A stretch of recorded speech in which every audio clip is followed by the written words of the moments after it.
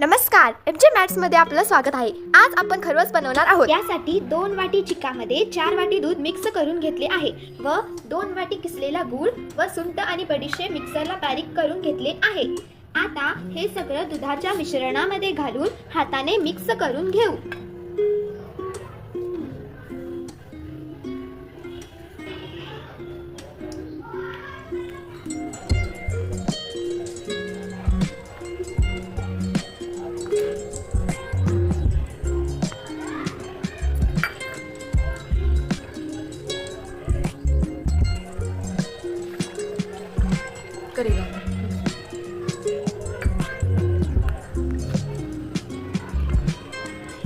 त्यानंतर कुकरमध्ये 3 वाटी पाणी घालून घेऊ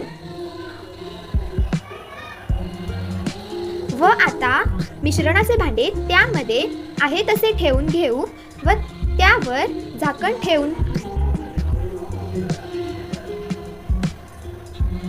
कुकरचे टोपण बंद करून घेऊ व आता कुकर गॅसवर ठेवून 3 शिट्ट्या काढून घेऊ।